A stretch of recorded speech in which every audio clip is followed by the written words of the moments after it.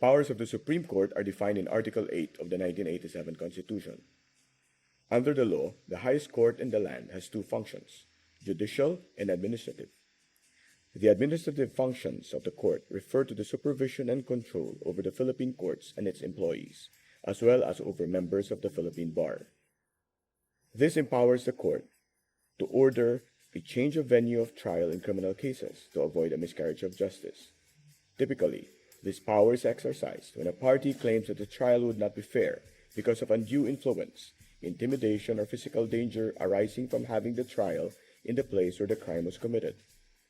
One example of this is when the Supreme Court ordered a change in venue of the trial in the Maguindanao massacre cases from Maguindanao to Quezon City.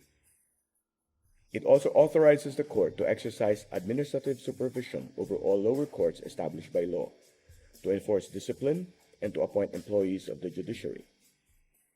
The administrative functions of the court also gives it authority to declare the rules for admission to the practice of law, for legal assistance to the underprivileged, and the procedural rules to be observed in all courts.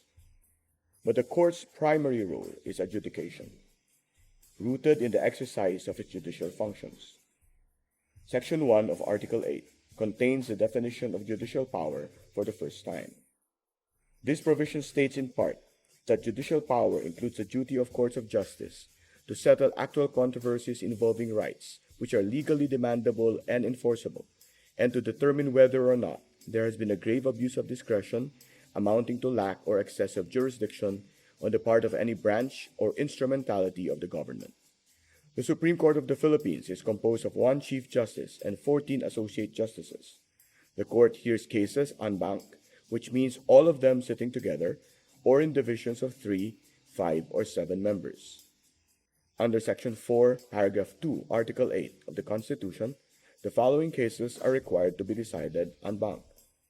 All cases involving the constitutionality of a treaty, international or executive agreement, and those involving the constitutionality, application, or operation of presidential decrees, proclamations, orders, instructions, ordinances, and other regulations.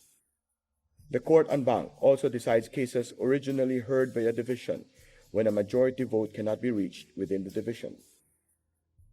The court en banc also has the discretion to hear a case, even if no constitutional issue is involved, as it typically does if the decision would reverse precedent or if there is a possibility of conflicting decisions on the same issue among the divisions. One of the most important features of the 1987 Philippine Constitution is the grant of rule-making power to the Supreme Court.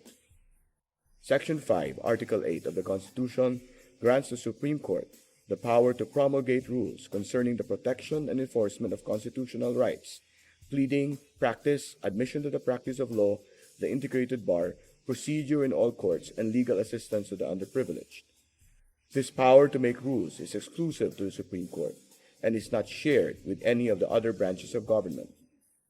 Pursuant to this rulemaking power, the Supreme Court has issued very important human rights measures, such as the rule on the writ of amparo, the rule on the writ of habeas data, the rules on environmental protection, and the writ of kalikasan.